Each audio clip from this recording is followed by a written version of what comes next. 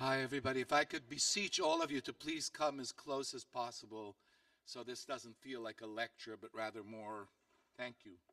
I'd appreciate it.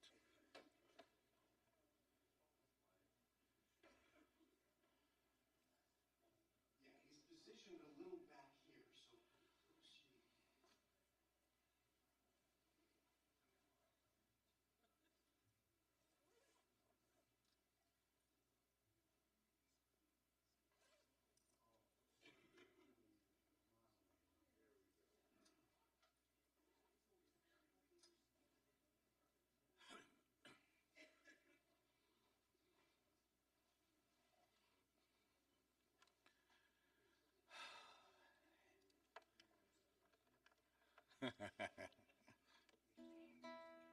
Sure.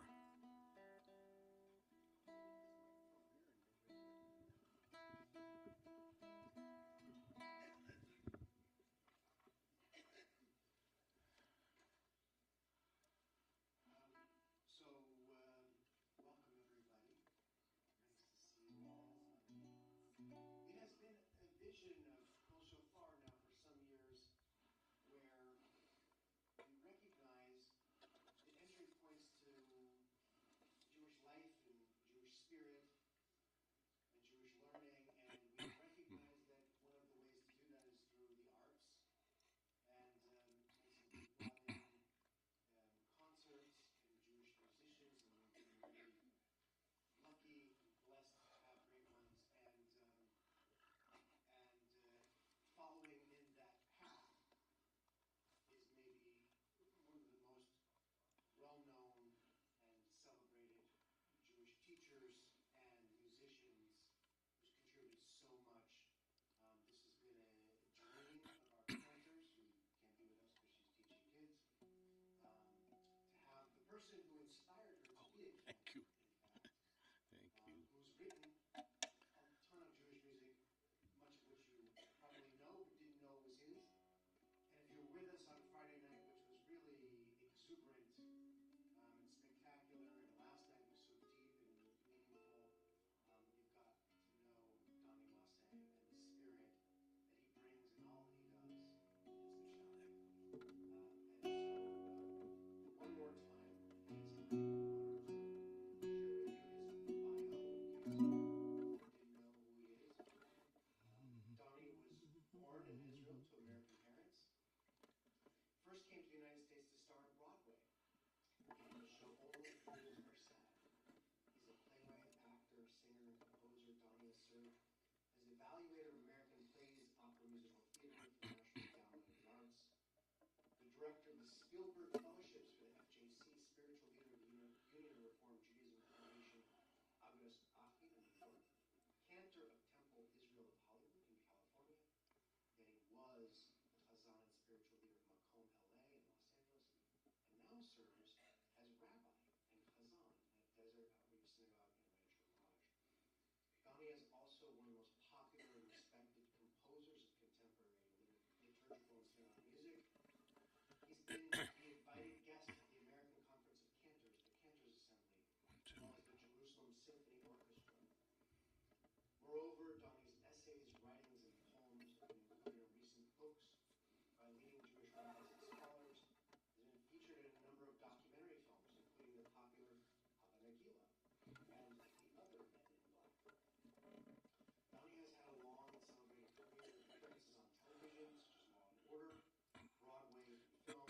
He's published several books, including a few novels, a book on the history of Israel through music and poetry, and on spiritual cooking in the time of the plague. Donnie has also created Black Milk, an oratorio about the poet Paul Celan. Donnie's been a faculty member of major organizations deeply involved in interfaith dialogue.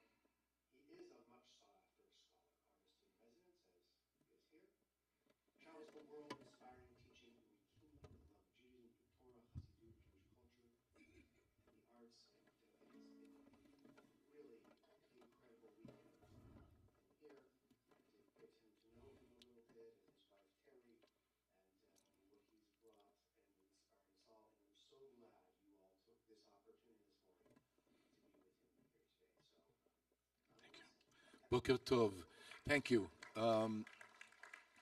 I'll begin just by saying this, that this morning an old friend, a colleague, a collaborator, one of the greatest of all Israeli musicians ever, Mati Kaspi, died.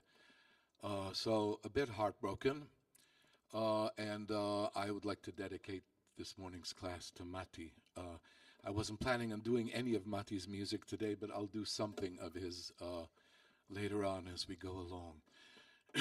A few words to clarify my connection to Eretz Yisrael so that we're on the same page and we understand where I'm coming from, even though you won't know where I'm coming from just because I tell you all of that. I like to keep that to myself in such circumstances. My great-grandfather Shmuel Blum first came 1917. I spoke about that both on Friday and last night. He was the first American Jewish industrialist in Eretz Yisrael and the largest landowner outside of the JNF in 1932, but then gave away a lot of his land and ended up inventing the modern system for artificial teeth, and then opened a factory in Eretz Yisrael for that purpose, in Rehov HaShinaim, Teeth Street in Tel Aviv. Yeah. He was also the person who brought Henrietta Sold on her first trip to Eretz Yisrael. My grandmother, his daughter, then became Henrietta Sold's assistant at the Youth Aliyah, at relocating the Jewish orphans after World War II. She was also a spy for the Haganah, and she was the first theater critic for the Palestine Post, which then became the Jerusalem Post.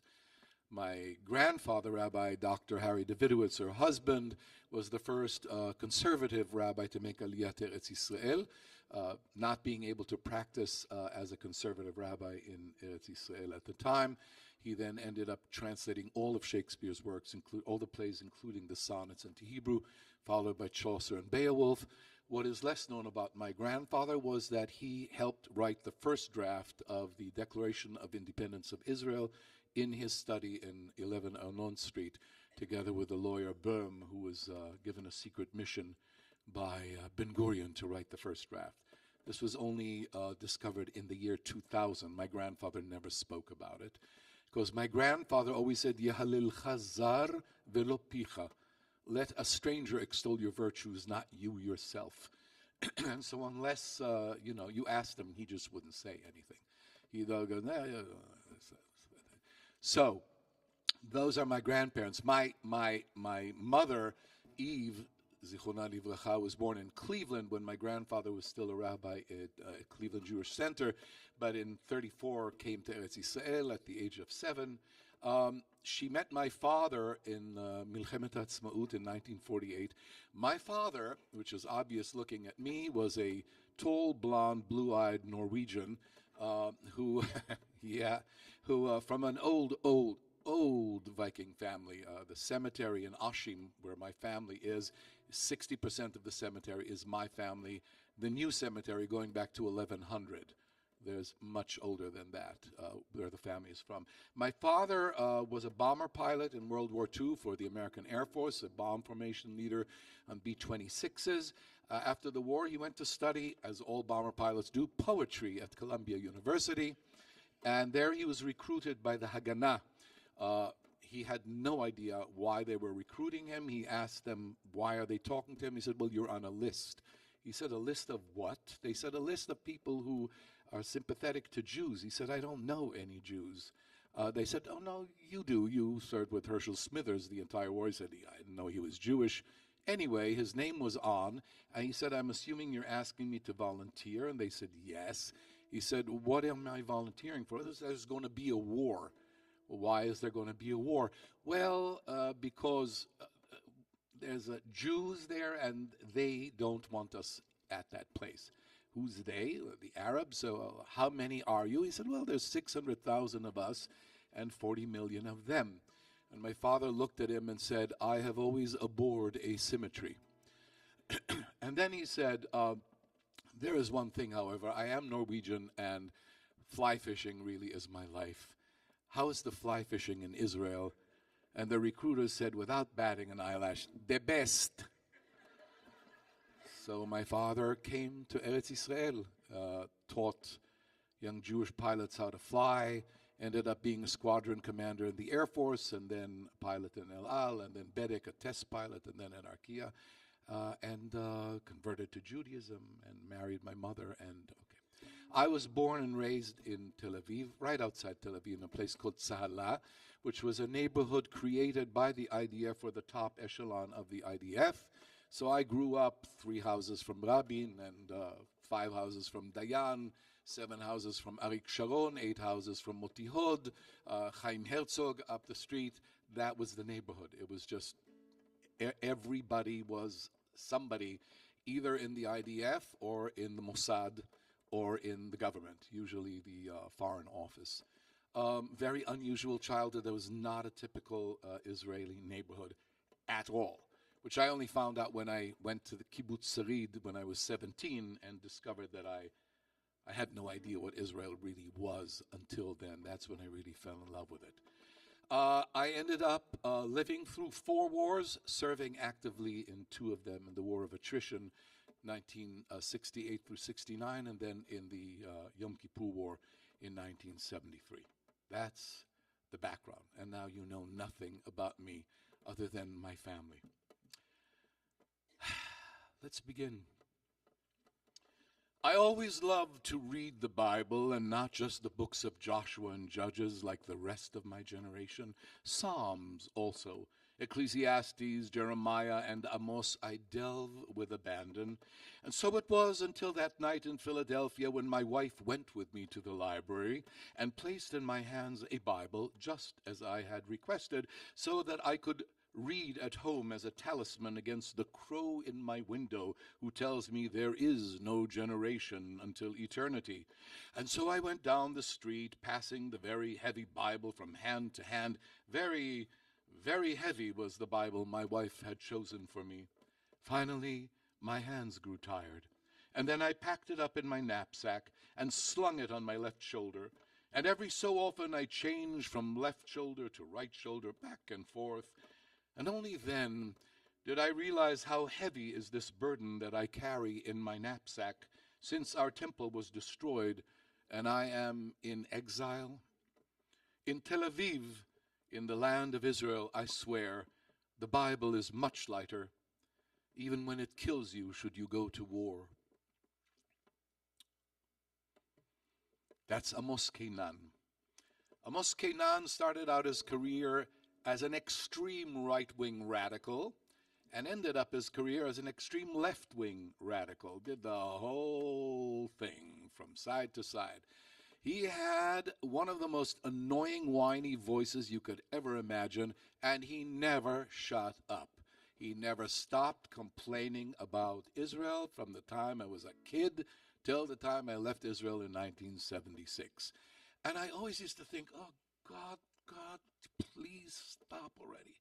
And it was only when I was adult that I realized what courage it took in Israel of my childhood to speak out against what he saw as going wrong. Whether one agreed with him or not was not the point. The point was he spoke, he said it, and people listened. This is one of my favorite poems about Israel because it's just true. It's just simple. It's not even taking a position.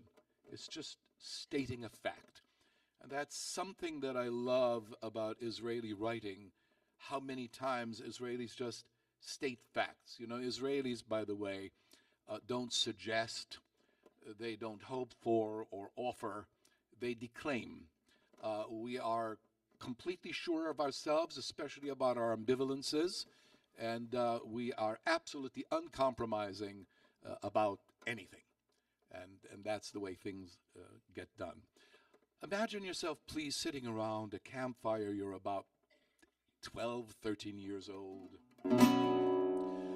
Schon התותחים נדם, שדה הכתר נתייתם, בשדה חייל בודד יסוח, יזמר עם עננים ברוח, יענה עין מהרים ויעוט על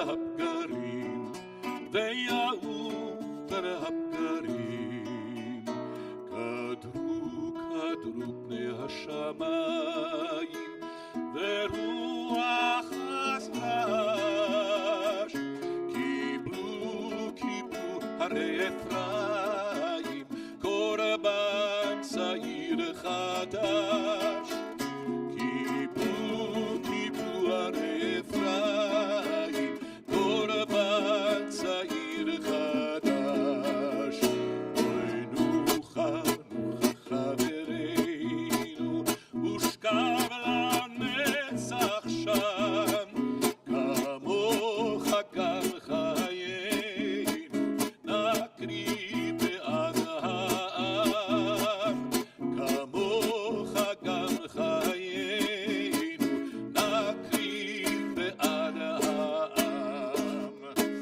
Rousing music, Cossack music.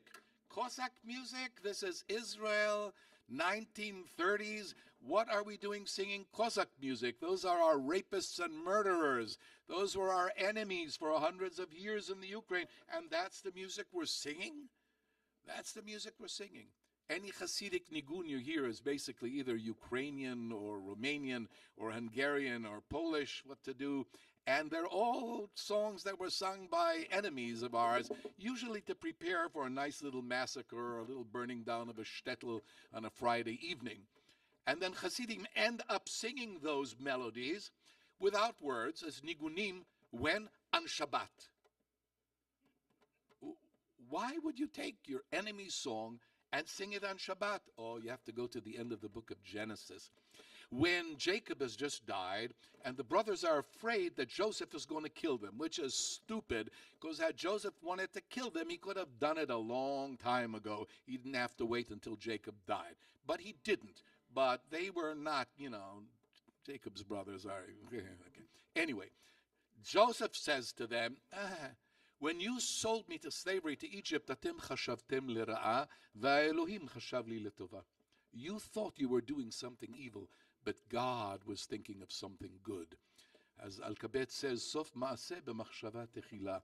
The deed at the end is embedded in the original thought. Meaning, I just redeemed your thought of sending me down to Egypt. That's why you're alive. Because you threw me into a pit and then sold me to slavery. You're all alive here today because of that. So what Hasidim do is they take the melody of the enemy and they redeem it on Shabbat. And by singing it on Shabbat, not only is the melody redeemed, the singer has now been redeemed, and the original intention of the singer has been redeemed. It's ruined. It's no longer a song of hate. It's not about pumping you up for battle. It's about sweetness and holiness. So now let me translate the words that we sang as kids around campfires, age of 12, 13. The din of the cannons has been silenced, the battlefield is orphaned. In the field a lone soldier roams, singing with the moving clouds. The vulture will rise from the mountains and descend upon the corpses. The skies have darkened, and a strong wind blew. The mountains of Ephraim received a new, young sacrifice. Oh, sleep, sleep, our brother, and lie forever there. Just like you, we too will sacrifice our lives for the nation. Wow. 12, 13-year-olds, that's what we're singing around a campfire. And we're happy. We're just full of joy. None of us, we're clueless about the lyrics. We're not paying any attention whatsoever to the lyrics and what's standing behind them. But what's standing behind them, ladies and gentlemen, is something very complicated. Right? Very complicated. Do not look at it as Americans in the 21st century, please. This is after 2,000 years of servitude and servile behavior in exile. And you get a bunch of disparate people coming from all over the place who have learned for 2,000 years to keep a real low profile, to not stand out, to not make the going, and now suddenly you have to turn them into a nation, into a people, united, e pluribus unum. And the one myth that really blows up very quickly in Israel is that we are one people. We are not one people. Read the Bible carefully, please. 80 years, take, give or take, and pretty contentiously, we were united. 80 out of 3,400 years. 80. Let that sink in. The rest of the time, we pretty much hate each other's guts and don't like each other, disagree with each other. And then take them to Hungary and Poland and Germany, and the Germans don't talk to Russians, who don't talk to Yemenites, who don't talk to Iraqis, who don't talk to Moroccans, who don't. Nobody talks to anybody, nobody knows anybody, nobody understands, but we're one. So how do we become one? Music. Music and poetry is how you make people one. And Israel got that writ large. Give people songs, have them sing them together, and watch what starts happening. You have to prepare people to become soldiers. And yeah, you have to do it when you're 12 or 13. By the time it's 18, it's too late. It's just the way it is. You know? My Jonathan and my Jordan, I brought up here because I didn't want them to have to go through what I went through, and I've said this to them always. I am so proud and so happy that you were born here and not there, and I am so sad for you that you were born here and not there. And there is no resolution for that conflict. That's what I live with. It's just that simple. Because my son Kamel was born there and did go to the IDF. Wish he hadn't, but I'm glad he did. I wish I hadn't, but I wouldn't change it for anything in the world. It's just the way it is.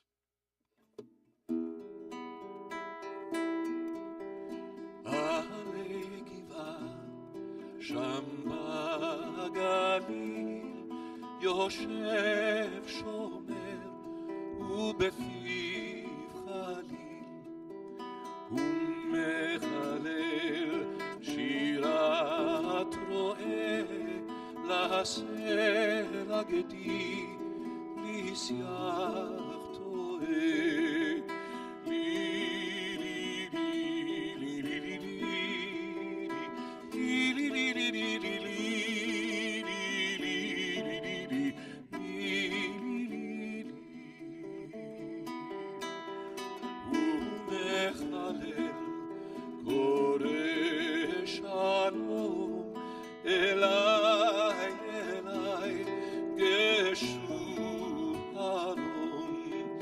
יש מנגינות בפי חליל, יש אגדות פה בגליל.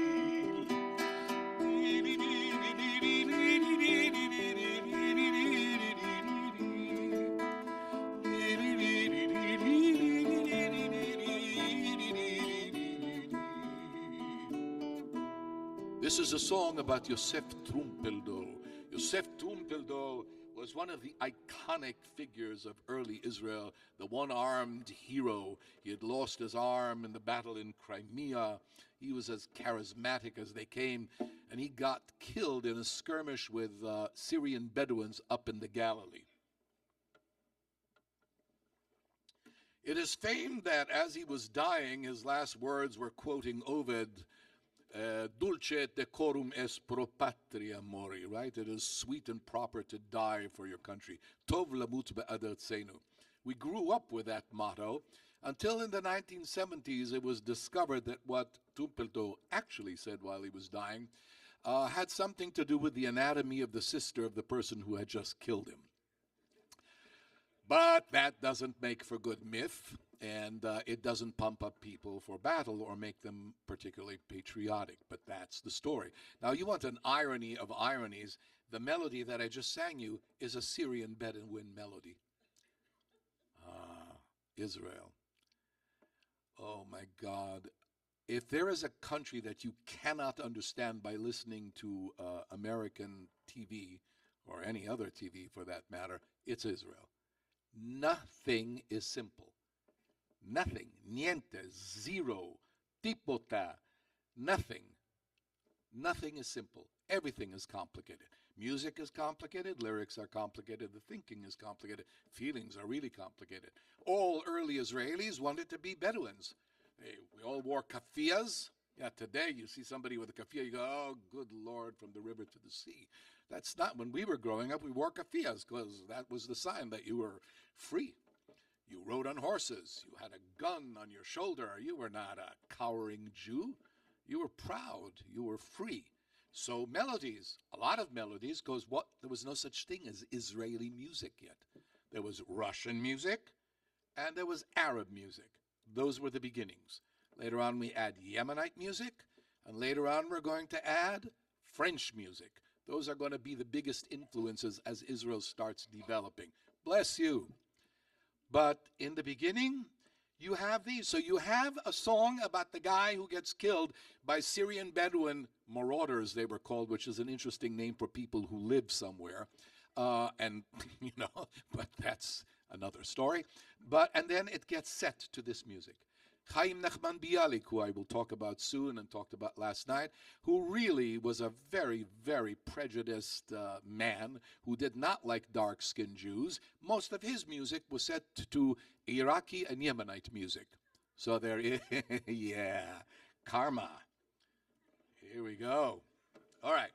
So speaking of Bialik, I spoke about him last night because my great-grandfather was a close friend of his and built for him the Ohel Shem, the first town hall in Tel Aviv, so that Bialik could have his Oneg Shabbat there, which started at my great-grandfather's apartment and then outgrew the space, and so built it there. And then, as I said last night, my first performance professionally on Israeli radio was on the stage of the Ohel Shem that my great-grandfather built, which is one of those out-of-body experiences. Tell you something a little sad. So I take my wife Terry, my sweetheart, my wow, and we're in Tel Aviv, and I said, she said, show me Ohel Shem. So I took her to the Ohel Shem, and there's a group of people sitting there, and I'm looking around. I said, Slicha, where's the plaque for Shmuel Blum?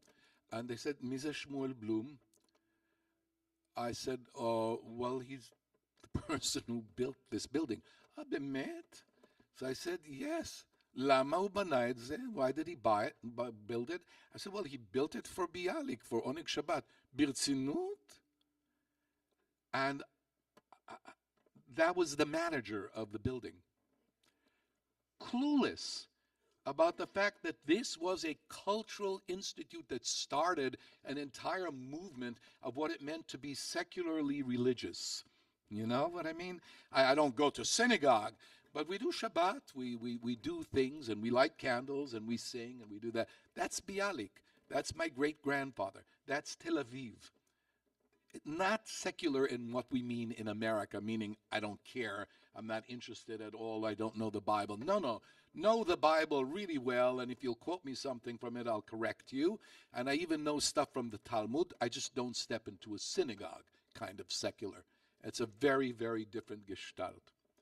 So this is Chaim Nachman Bialik's first poem in Hebrew, actually, which he writes still while he's in Ukraine. And it's so, so idyllic. It's so beautiful. I'll just read you the lyrics in Hebrew, and then I'll sing for you. The melody for this one happens to not be Mizrahi. It happens to be set to a Yiddish gorgeous piece of music. Welcome back, darling bird, from the lands of warmth to my window. How my soul yearned for your sweet voice in the winter when you left my home. Does the dew fall on Mount Hermon like pearls? Does it fall like tears? And how is the Jordan and its clear waters? And how are all the mountains and hills? Bialik obviously had never seen the River Jordan, or he would have known the waters green or brown, not clear. But how sweet, how just absolutely beautiful is this?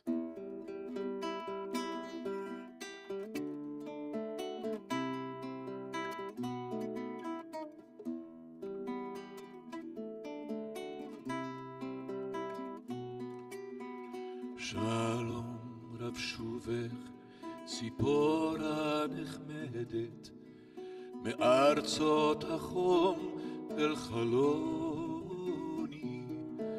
אל קולך כי ערב, מה נפשי קלטה, בחורף בעוזבך מעוני, אל קולך כי ערב, מה נפשי קלטה, בחורף בעוזבך מעוני.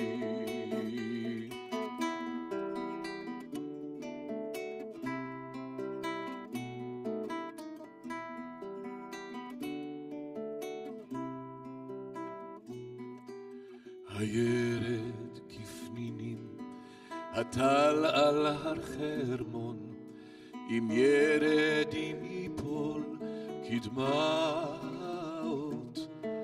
ומה שלום הירדן ומימיו הבהירים, ושלום כל ההרים הגבעות.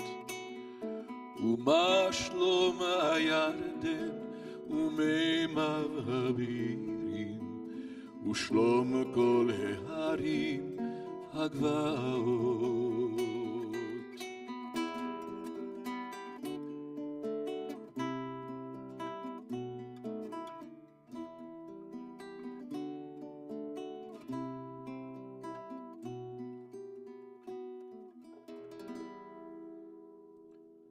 There's a slew of songs like this from that time in Eretz Yisrael.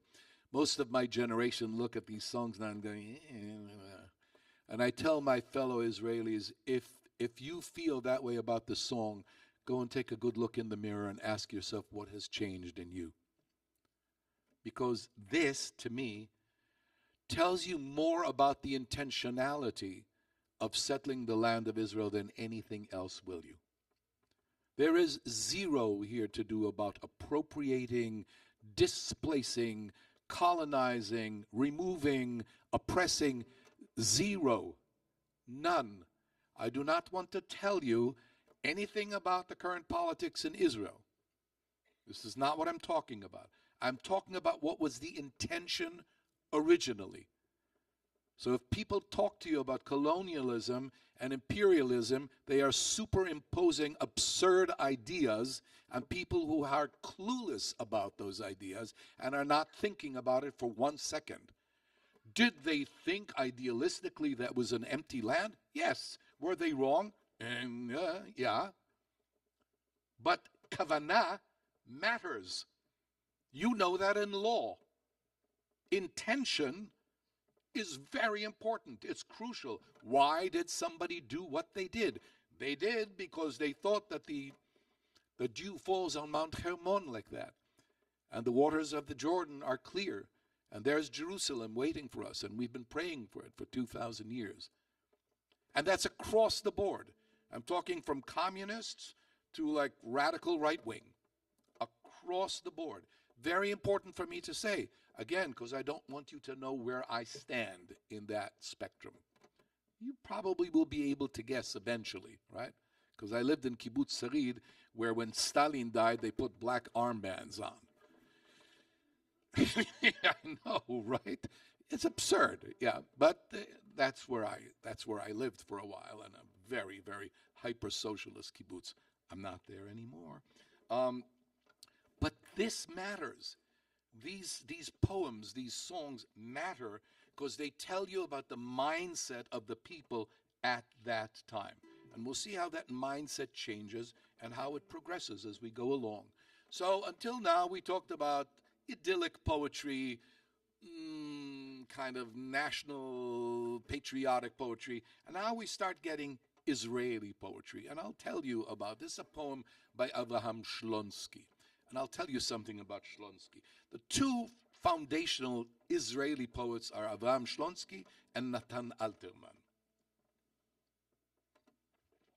On a Saturday night, if I would have behaved well, which was not often, my mother would take me to Tel Aviv, to Dizengoff Street, and we'd walk down Dizengoff, and there were two important cafes on Dizengoff.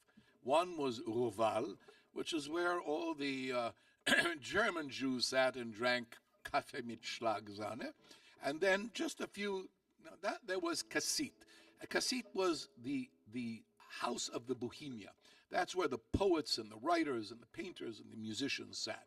If we were lucky, on a Saturday evening, there would be Alterman and Shlonsky, who had a seat like on a table very strategically located, right up front. They both had hats on. Shlonsky had hair that came out like that, huge white hair. Alterman not so much. And we'd walk by and we'd go, Shalom Shorer, hi, the poet. And they'd go,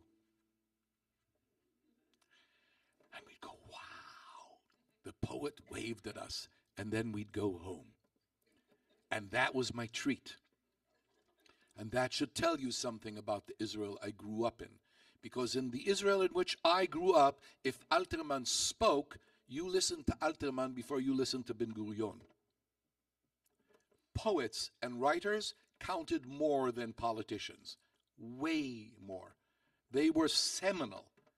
There is no equivalent for it in America where nobody. I'm sure somebody knows who the current poet laureate is or who was the one 15 ones ago. Who cares? It doesn't matter to Americans. To Israel, it was crucial. Amichai, Alterman, Leah Goldberg, Rachel, I can name you a whole bunch of poets. All Israelis knew their poems. All Israelis could probably recite their poems. And something which is uniquely Israeli is that these poems would be set to music and they'd be at the top of the charts in the hit parade. Regularly. Regularly. Doesn't happen here. Just doesn't. Happened in France for a blessed period of time, for about 20, 30 years. Doesn't happen there anymore, even.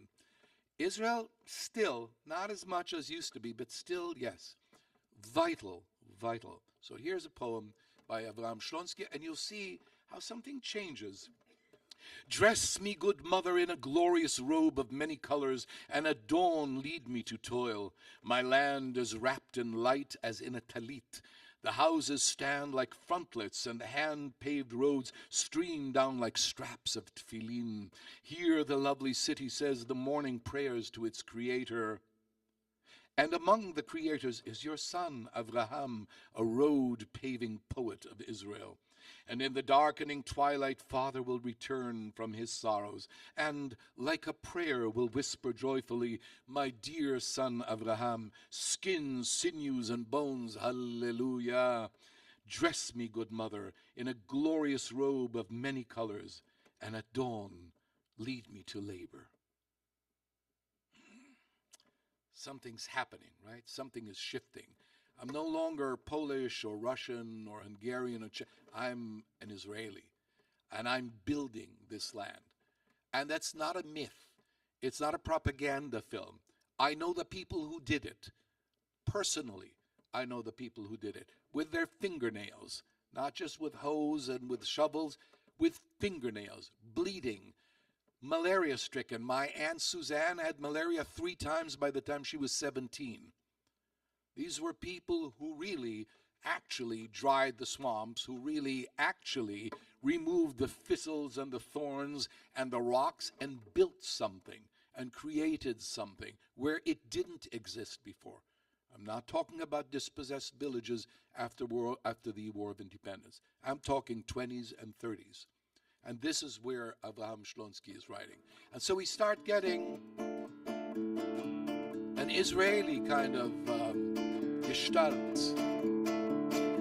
Shibolet, shibolet, shibolet, basade kor'a v'ruach. Shibolet, shibolet, shibolet, basade kor'a v'ruach. Shibolet, basade kor'a v'ruach. ביום הסגרים קירב ובמרחב הרים יום כבר יפוח השמש כתב וזהב אורו שורות מכפרים כמה הן בשלה כבר על פני הקרים קיצרו שילכו בגל את ראשית הגל שיבולת שיבולת שיבולת בשדה קוראה ברוח שיבולת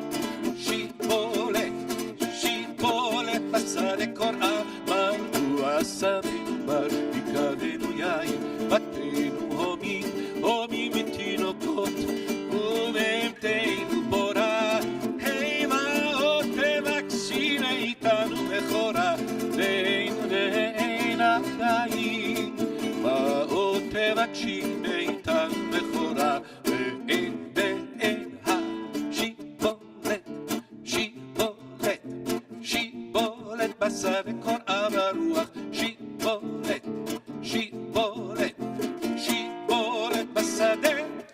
These were songs, all of these horas are all about vegetation.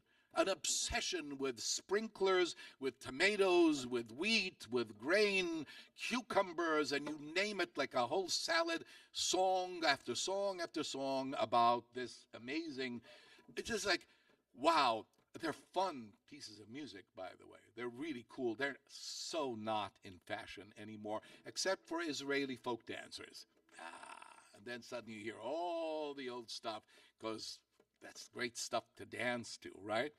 But at the time, these were songs meant to pump up tailors, shopkeepers from Lodz, to be farmers, to be, stand upright and really just make holiness with your hands, not with the head anymore, not by going to the Beit Midrash, not in the yeshiva, right here, right? V'nivrechu b'cha mishpechot ha'adama, God says to Abraham. The families of the earth shall be blessed through you. How? Through the earth. The Kotzker Rebbe says, if you want to know where God is, ask the worms. The only ones who don't know are the angels who say, Ayeh mekom kevodo, where is God's glory? The worms know, right here in the earth. Stop looking up, look down. And that's what these people were doing.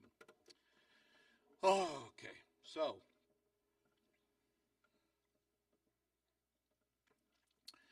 when I was in my late teens, I had already had a pretty big career in Israel as a singer.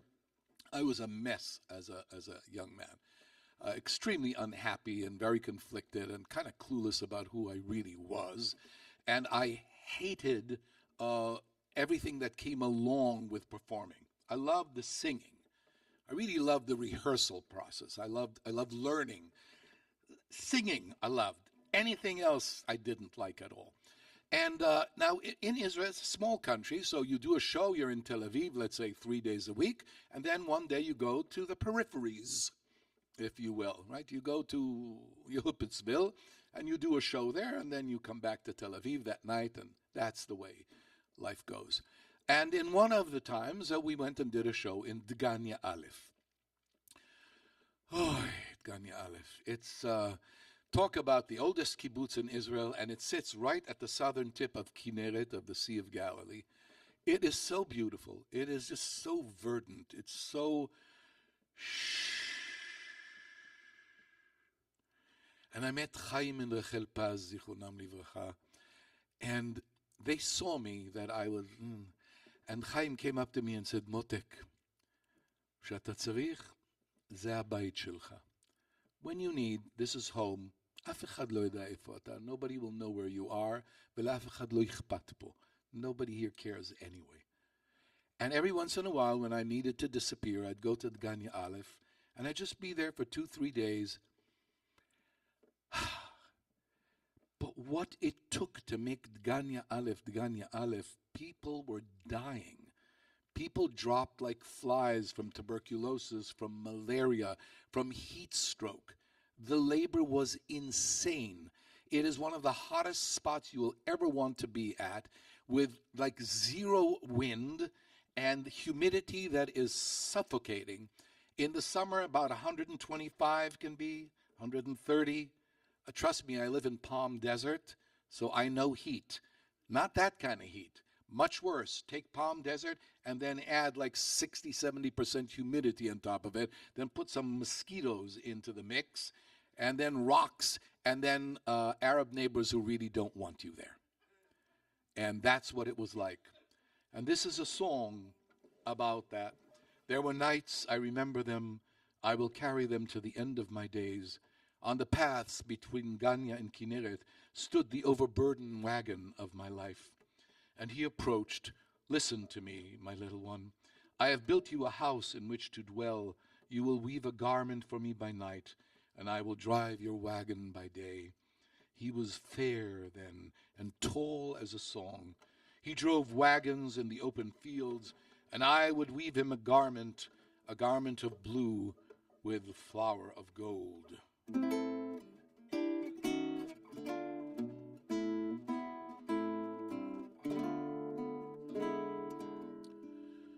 היו לילות, אני אותם זוכרת, אני אותם עד סוף ימי אשא. במשעולים בין גניה לכנרת עמדה עגלת חיי העמוסה, והוא ניגש שמעי אליי קטנטונת, אני בניתי בית לשבטך, את תרקמי בערב לי כותונת, אני אנהג ביום את עגלתך. הוא היה אז בהיר וגבוה כזמר, הוא נהג עגלות לשדה הרחב, ואני לא כותונת, הייתי רוקמת, כותונת של תכלת עם פרח זהב. היו לילות אני אותם זוכרת, והוא את העצים בגן העיד, את השבילים בין גניה לכנרת, כי רק אותי ישמור לו לתמיד. היה הולך ושב אליי קודח, היה נושא דמותי ממול פניו, הגידו לה היש בכם יודע, לאן הזה הלך לו ולא שב. אז הייתי בוכה, אז הייתי נדהמת, בשדות ירוקים עוד הלכתי אליו, אנוכי עוד נושאת כותנתו המרוקמת, כותונת של תכלת עם פרח זהב. היו לילות אני אותם זוכרת, אני אותם עד סוף ימיי אשא.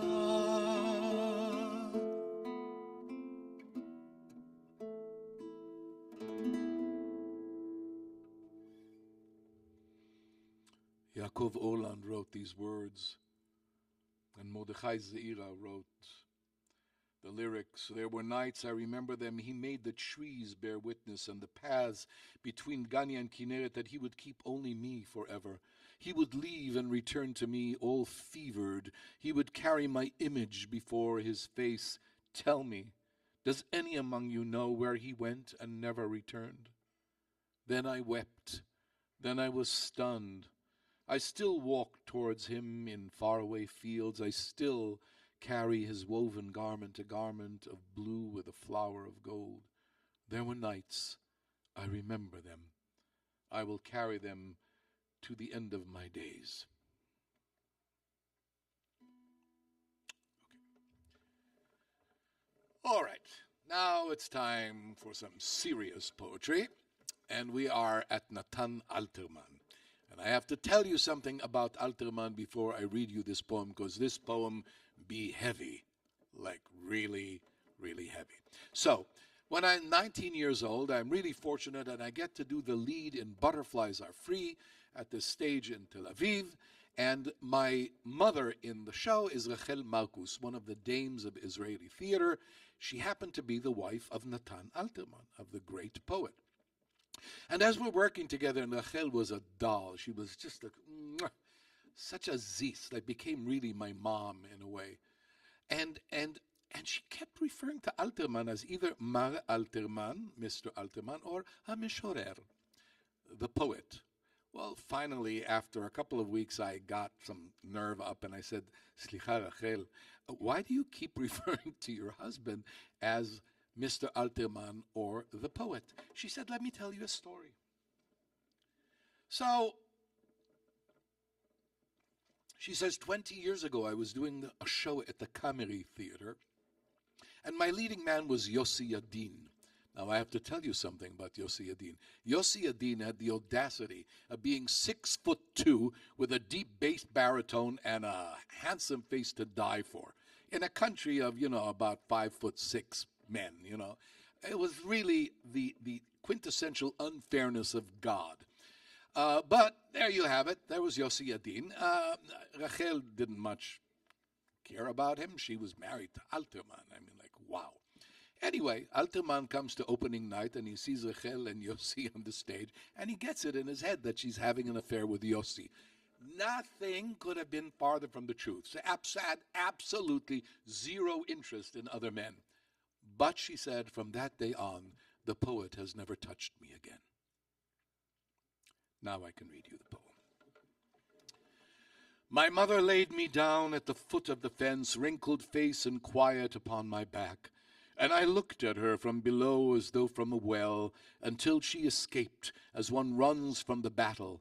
And I looked at her from below as though from a well, and upon us a moon was raised like a candle. But before dawn rose, that same night I rose slowly, for the hour had come, and returned to the house of my mother like a ball that returns to the foot of a kicker. I returned to the house of my mother like a bull, and hugged her neck with shadowy fingers.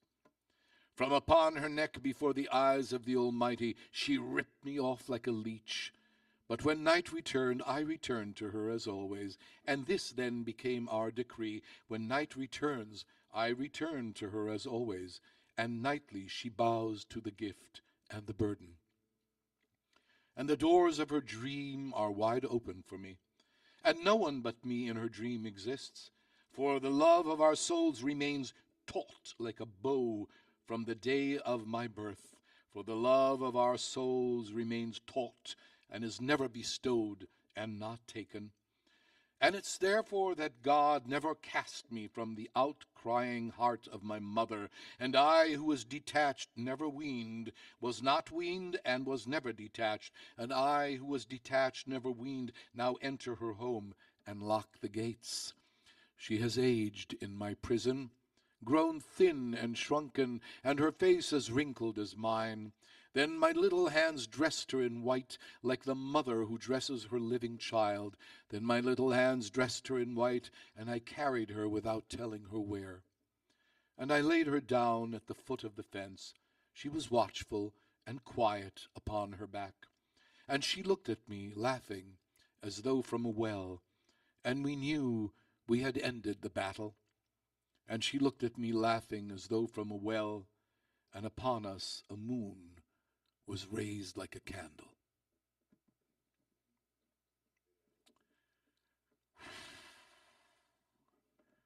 Alterman, ladies and gentlemen, I do not know myself as an Israeli without Alterman.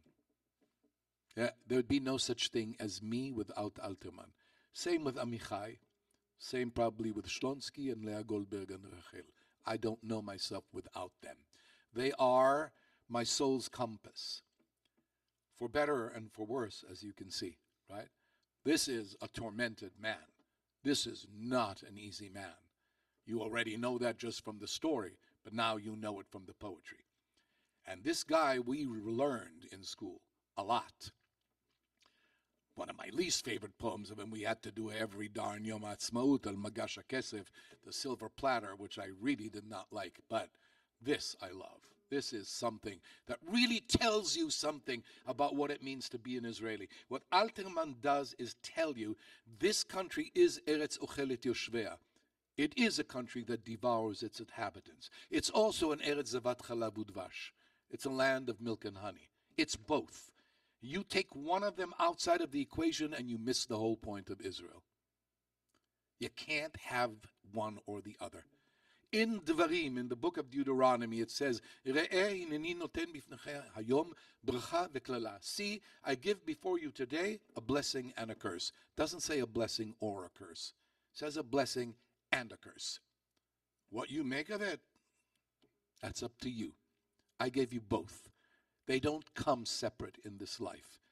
Alterman gets that writ large. This is a country that extracts a toll that is too hard to pay, and yet you keep paying it. Alterman's relationship to Israel is expressed through his relationship with the womanhood, which, as you can see, is not nice. It is very complicated. But don't, God forbid, reduce it to hatred or misogyny. That is not the case. He actually adored women and wrote about women with depth, really writing. It's just that the land was the woman too. And she was an insufferable mother, this land, who he adored and was tied to and knew would kill him at the end.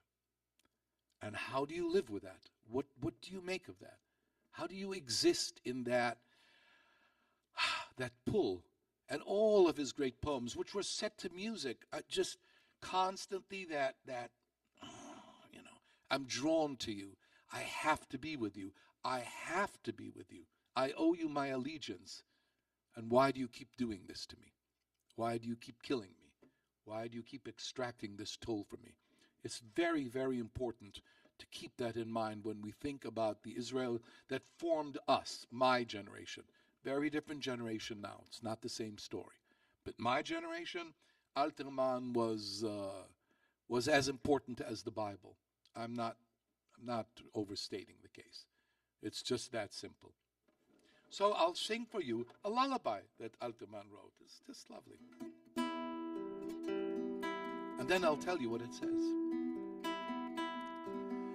Laila, Laila, Aruach goveret. Laila, Laila, Oma tzameret. Laila, Laila, kochal mezamer. Numi, numi, kabi et haner.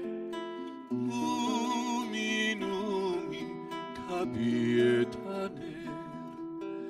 Laila, Laila, numi, numi, kabi et haner.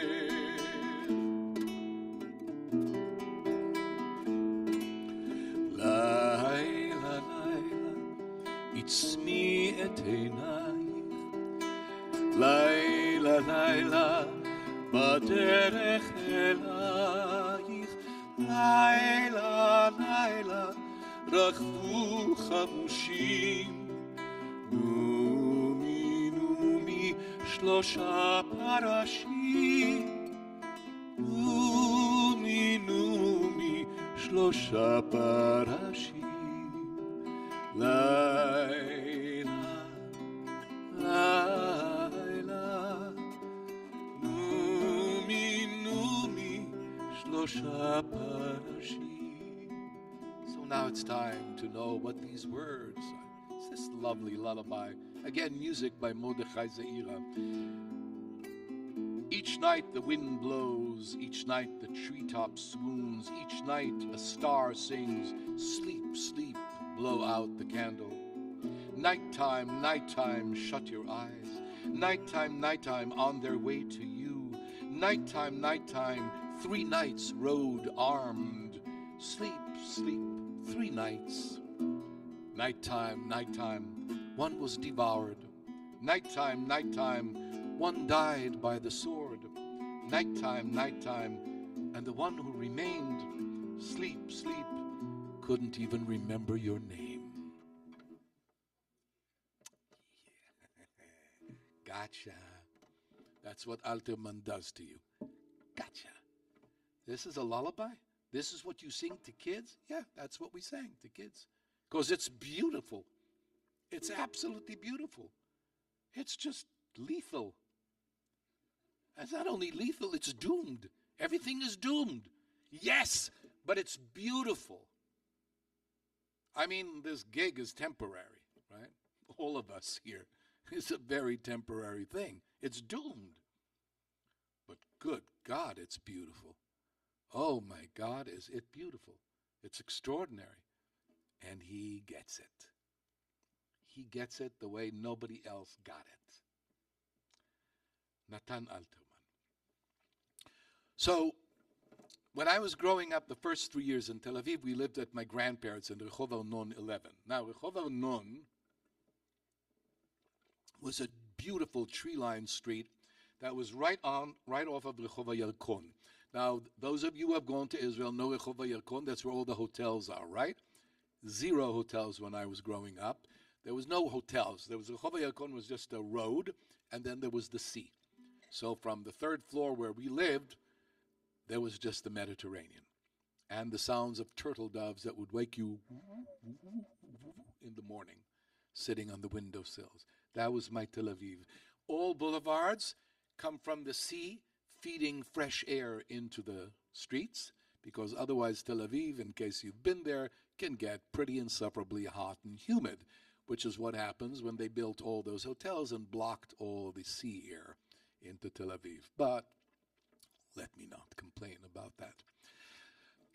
Right down, we lived on the corner, Rehov Arnon 11.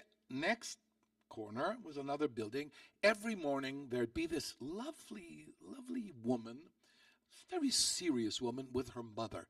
And we were always touched by how she spoke to her mother and how she held her and how they'd walk together in the street. And she'd be just so kind. And there was a bunch of kids like that we'd run around, and she'd always give us candy and would talk to us as one speaks to adults.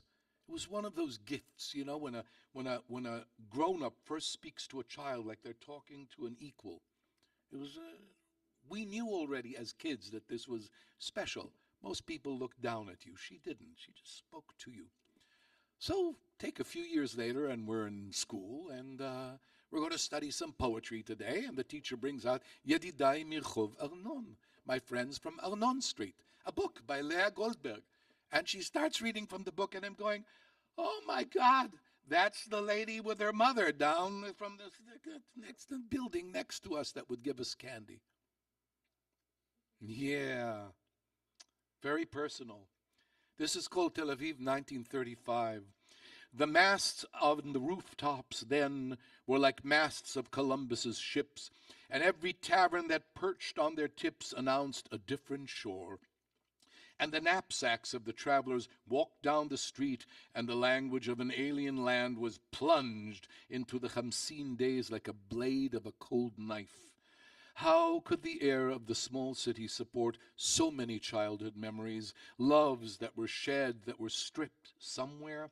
Like pictures turning black inside a camera, they all turned inside out. Pure winter nights, rainy summer nights of overseas, and shadowy mornings of great cities. And the sound of steps behind your back drummed marching songs of foreign troops. And, so it seemed, if you but turned your head, there is your town's church floating in the sea. Okay, this is Tel Aviv, 1935. She's writing in, by the way, perfect Israeli Hebrew. This is not exilic Hebrew. This is authentic Hebrew. But what is she talking about? She's talking about Königsburg, which is where she was from. And she misses Königsburg. And this is something that really nobody was talking about in those days. What's the price of immigrating? Oh, we all made Aliyah. Isn't it amazing? We're all in the Eretz HaKodesh. Terrific. What did you leave behind?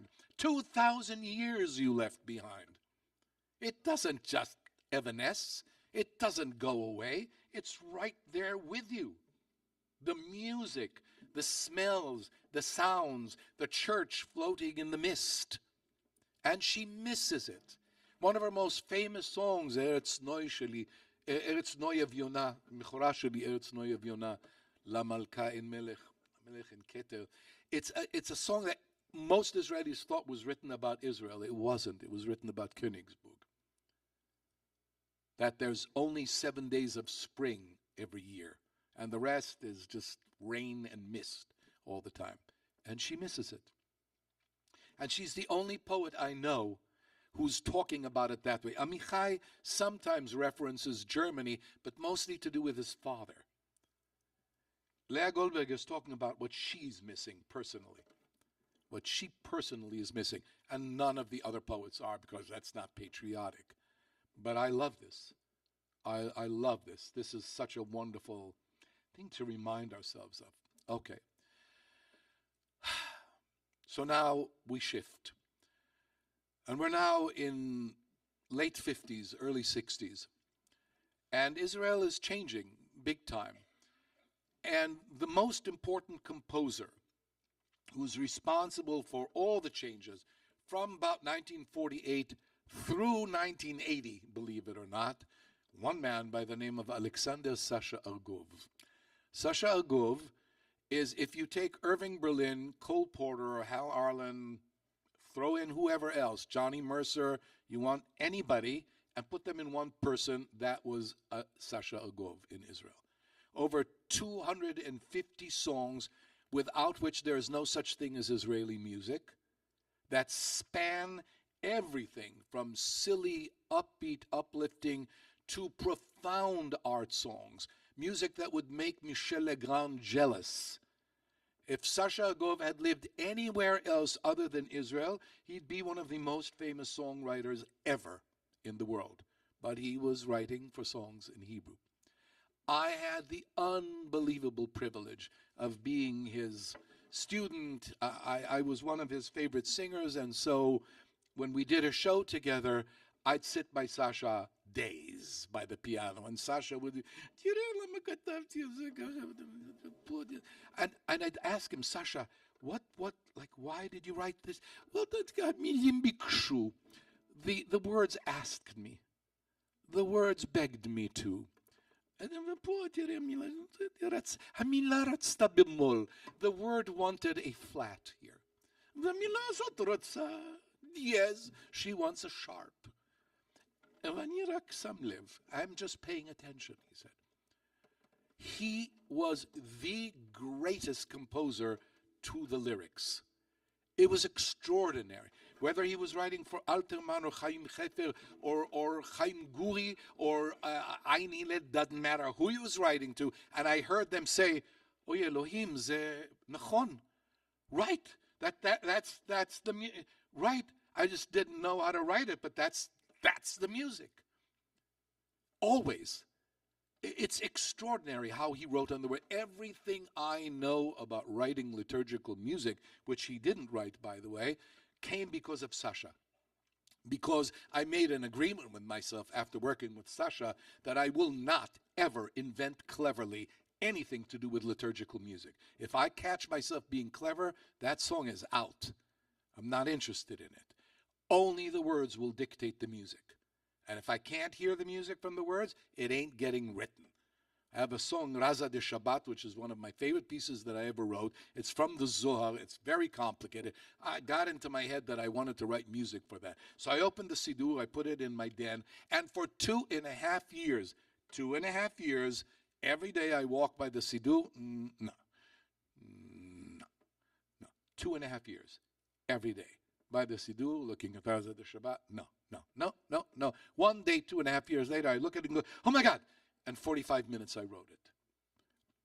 Because there it was. It just, there I had to write it. I was just really hurrying up to write it down so that it wouldn't leave. And it's a complicated, long piece, 45 minutes. That's from Sasha. That's all from Sasha. So I'm going to sing a very simple one of Sasha's songs, and then we'll talk a bit about Mati Kaspi. Wow, okay.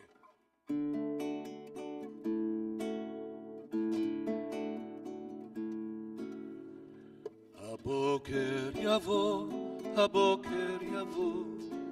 אנחנו לא נשן את כל הלילה לפניו. נשב ליד הכביש על שפת התעלה, נרכב על משאית ברוח הלילית נראה את הגבעות מתעוררות באור סגול. ביתך יהיה צוחק בקיץ בחלון כשאנחנו נצא ביחד.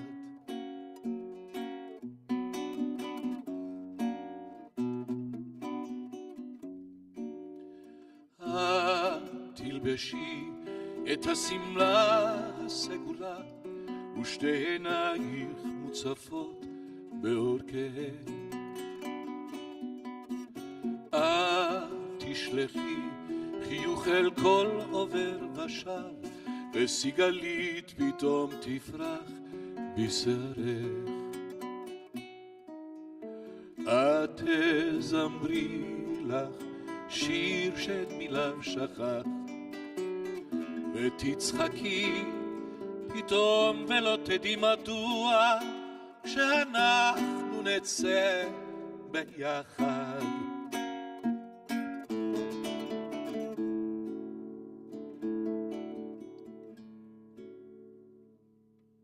And you notice something's changed. First of all, the words are not about Israel, they're not about war, they're not about dying, they're not about angst. They're just about a guy dreaming of what it will be like when he gets out of jail and meets up with his lover again. And she will be wearing a purple dress. There's something, Israelis want to be left alone. They still do. It doesn't work. It never will work. That's not why we're there in that land, to be left alone. We're not Belgian, we're not Dutch, we're not French, we're not from the Virgin Islands. We're Jews in the most contested part of land in the world. And the one thing we're not going to be is left alone. Not by anybody else, and really not by ourselves. So, one day,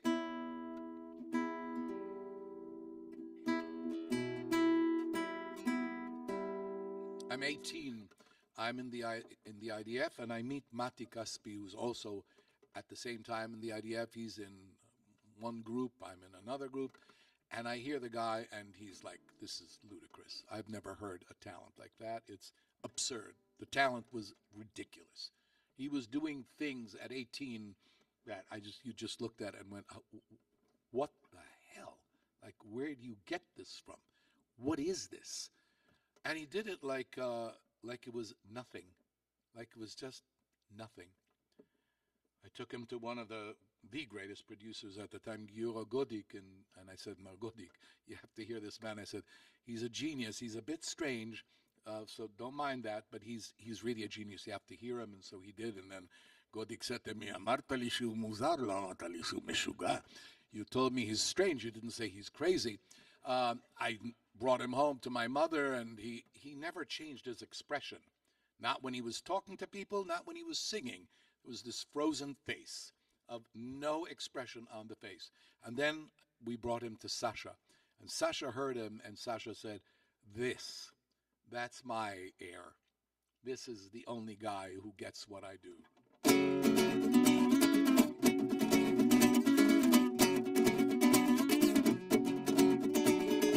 כשאלוהים אמר בפעם הראשונה, היא אור,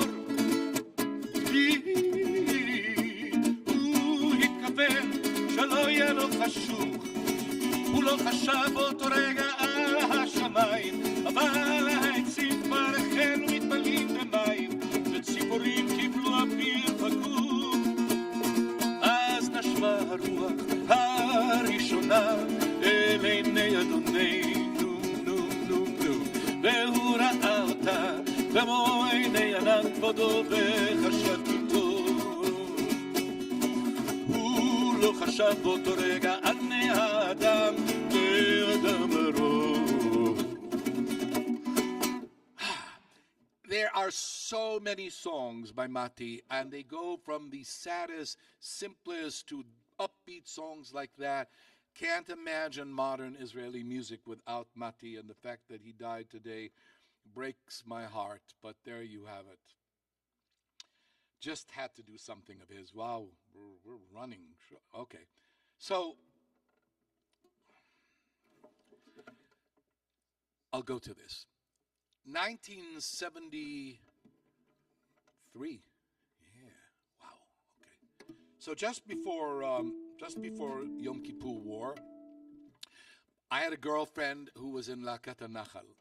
She was in the big entertainment troupe, and her friends in La Catanachal, when they'd go to performances, sitting in the bus after the performance, they started writing together a rock opera.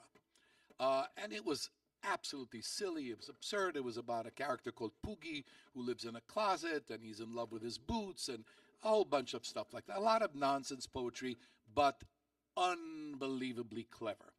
And the musicianship was something we had never heard before in Israel. It was on the same level as Allman Brothers, or you name any group you want. They were that good. All of them were that good. Danny Sanderson, who was like the leader, had a gift of writing lyrics that was like, it was ridiculous. Wonderful lyrics, all tongue-in-cheek, all double entendre, all references to Talmud and Bible and all kinds of weird stuff, but in a completely secular way, but assuming knowledge on behalf of the audience. You had to know that he's riffing on sayings from Pirkei Avot. You had to know, right? And that's an extraordinary thing. And this is all rock pop. We went for the first performance because all the friends, everybody got together. So we went and they did the performance. We were screaming. Israelis don't scream in those days in performances. We lost it. We were crying. We were going bananas. It was like, what happened? Like we had the Beatles in Israel suddenly. It changed everything. Poogie changed everything. Kaveret changed. There's before Kaveret, there's after Kaveret. Not the same music afterwards.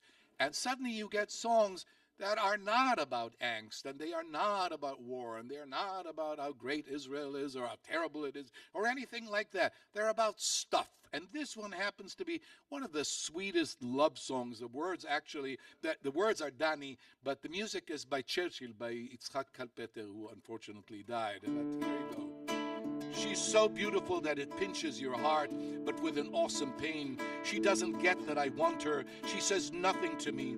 She sits in the garden to blend with nature. She and the roses. 2 words maybe, the fences behind me. I have no appropriate courage. All week long, an open window, stars above, and a disintegrating heart. I would give her a sack full of sentiments, but I'm too shy to give it. היא כל כך יפה, זה צובט בלב שלך, אך בכאב עצום. היא לא מבינה שאני רוצה אותה, לא אומרת לי כלום. בגינה תשב עם הטבע להתערבב, היא והשושנים. שתי מילים אולי, הגדר מאחוריי, אין לי אומץ מתאים. כל השבוע חלון פתוח, כוכבים מעל ולב מתמוטט, הייתי נותן לה שק של סנטימנטים, אך אני מתבייש לתת. כבר שנה חלפה, את הבית היא עזבה, לאן זאת לא ידעה. וקשה יותר למלא את החסר, לקנות לשושנה. כל השבוע חלון פתוח, כוכבים מעט אומרים לא כדאי, הייתי נותן לה שק של סנטימנטים, אך חיכיתי יותר מדי. לה לה לה לה לה לה לה לה לה, חיכיתי יותר מדי. Just sweet.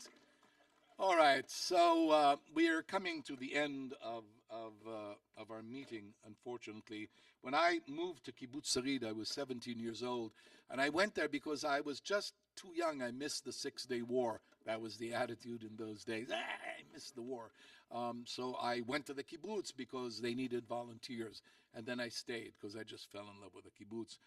And my mentor there was a man by the name of Natan Yonatan. Natan Yonatan was one of Israel's seminal poets.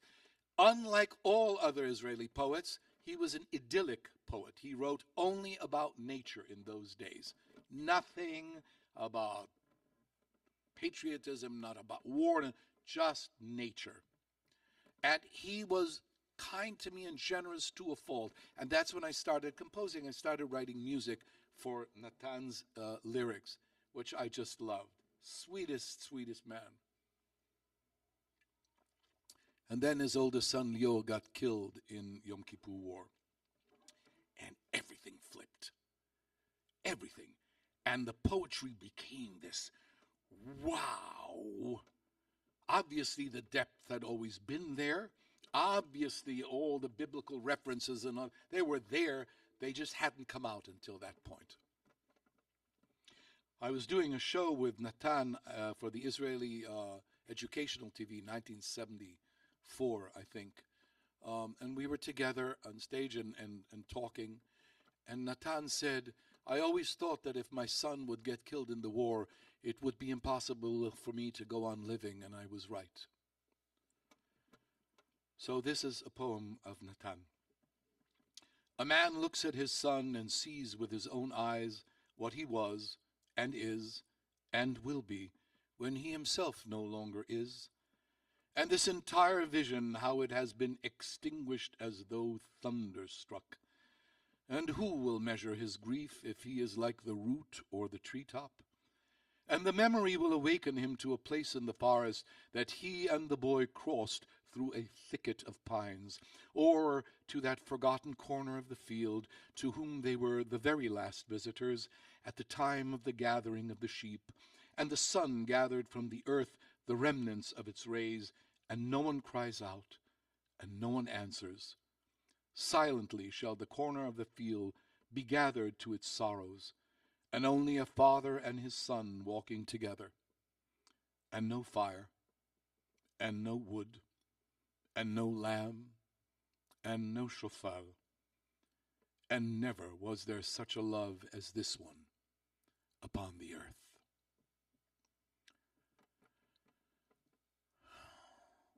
I would like to close now with a song by my friend and collaborator with whom I wrote a few songs. One of them, Anachnu, but this is a song by Ehud Manor and Corinne El Al, Ein li eretz acheret. I have no other country, even if my land is burning. Only a word in Hebrew pierces my veins, my soul, with an aching body, with a hungry heart. Here is my home. I will not be silent because my country has changed her face. I will not relent. I will remind her and sing in her ears until her eyes will open. I have no other land until she renews her days, until she will open her eyes. And I want to thank you from the bottom of my heart for this entire weekend, which has been just a blessing to me. You have been absolutely wonderful from Friday through today. I cannot tell you how much I appreciate it. Thank you so much. It's just been a pleasure working with you. Thank you, Rabbi Paul. So here we are. Ein eretz acheret. Thank you. And I will then, you are free to go. I'll be happy to stay here and answer some questions if those of you who want to would like to ask. Okay? But this will be it.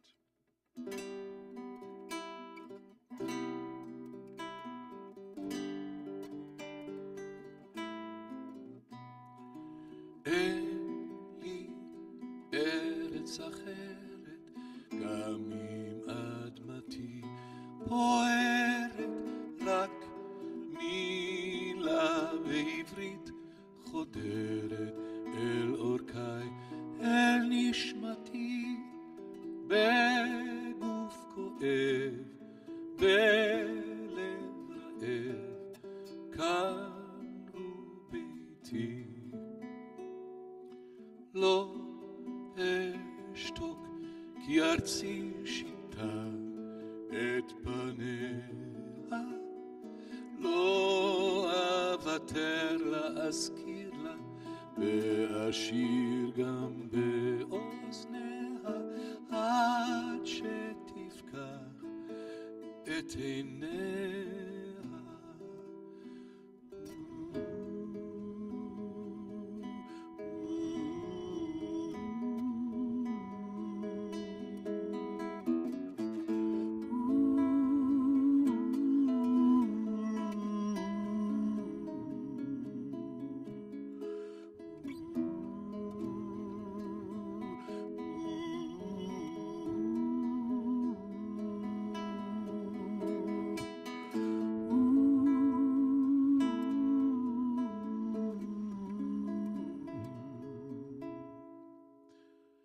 אין לי ארץ אחרת עד שתחדש ימיה, עד שתפקח את עיניה.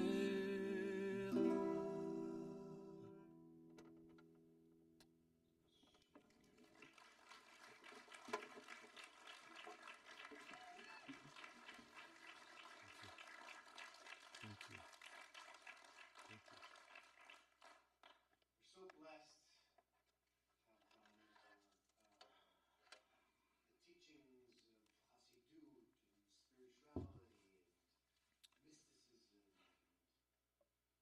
blended in Israeli history. I can't think of another person who could do what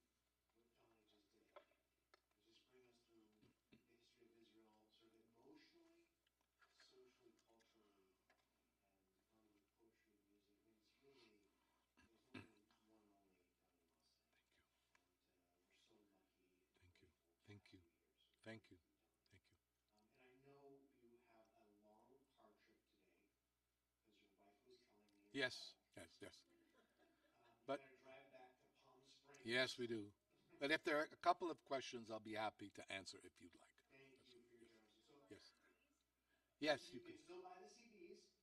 Absolutely, Terry, his wife, is out there with the CDs. You should buy them, check them out, look up Donnie, learn everything that he has to offer. As you see, there is a unique talent that blends learning and art and poetry in a way that we're blessed to be able to have. Okay, just a couple questions though, and Rick, I just want to just say, and I remind our group of this every time, that a question ends with a question mark. Okay? And I know people have things to say, but if we're going to address our artist and scholar, it should be with a question mark, okay? So, did you have something? Yes, ma'am. And please share your name so we all know who you are. Thank you. Marilyn Preston. Hi, Marilyn. It's been just splendid both yesterday and today, so Thank you. for Thank you. I come with a big question based on something I heard by this guy. You know? Judo Pearl. Yeah. Yeah.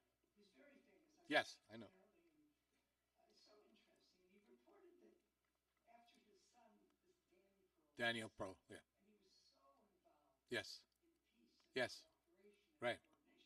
Right. And I think now, I haven't finished, that he has had a realization, forget about it. It's not just Hamas. I hear you. I hear you. Okay, so How do I respond to that? would you comment on it?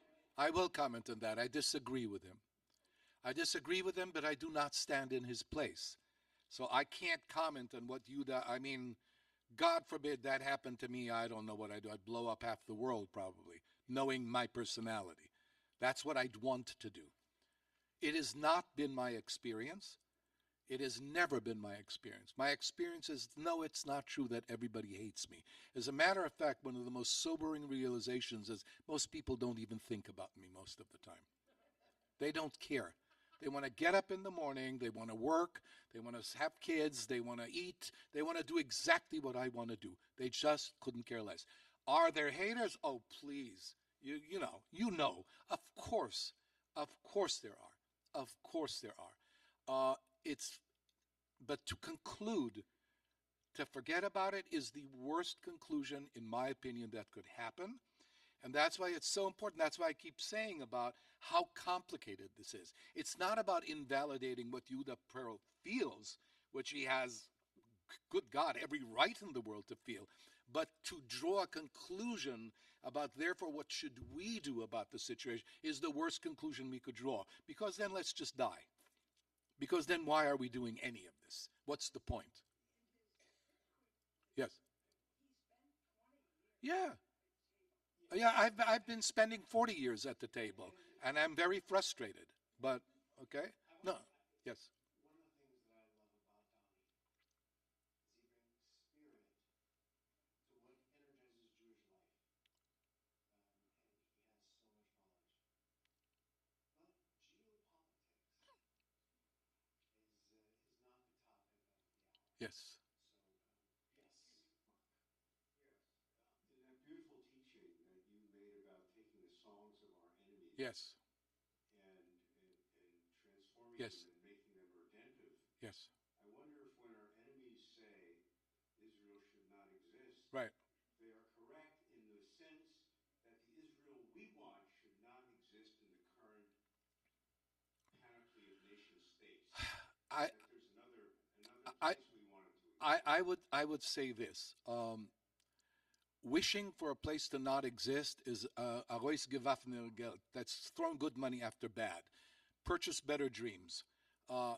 Places exist, whether I like them, I don't like them, I agree with them, I don't agree with them. They exist. Countries develop the way they develop. Did Israel develop the way I wanted? No, not exactly. Is the current government the government I want? No, I'm happy to tell you, no, that's not the point, though. Israel should exist because Israel should exist. It's my homeland. Not because I belong to it. I don't look at it that way. It's because it belongs to me. It's because I belong to it. It's the wrong question being asked. It's not whose land does it. The land is God's. Uno es el Creador, Baruch Hu, Baruch Shmo. One creator, one land belongs to God. We're renters. We're here, as Abraham says, Ger v'toshav anuchi. I am a stranger and a resident. I'm not really from here, but while I'm here, thank you for this land. There are other people who are part of that land. Look at the Bible. They were always there. And unlike what we think, we never chased them away and we never massacred them. That's a myth that was created by the Deuteronomists in the books of Joshua and the book of Judges. It never happened. We know that archaeologically. We know that historically. The Jews were idolaters till the day they were exiled to Babylonia. Read all about it in the Bible. It'll tell you. We always lived with those different people. Jerusalem was never only Jewish. It's not the way it works. So, should the land be there? Yes. Of course it should be there. Where else are we supposed to be? This is our land. We should be there. Should we do a better job of it? Everybody should do a better job with whatever country they have. I mean, everywhere is a mess now. So I'm going to start saying, oh, America shouldn't exist because. No, America should exist because it exists. Israel should exist because it exists. Should it get better? Please God, I hope so. What does better mean? How many Jews do we have? We'll have 96,000 million opinions about what's a better Israel. But we're not going to get anywhere by going in that direction. We're just going to have to establish the fact that from the land, from the sea, from the river to the sea, is a completely genocidal statement to make from any side. I don't want to hear that kind of talk. It's a land, and people should live, period. How they should live, that's geopolitics, and I don't want to get into that. But they should live. They're allowed, people should be allowed to live. And yes, okay, couple more, and then yes. Thank you. Yes, hi. I really appreciated all the poems and the singing. And I think that the only poem that I didn't understand Yes. at all was the mother, the well. And the son, oh, the Alterman. Yes.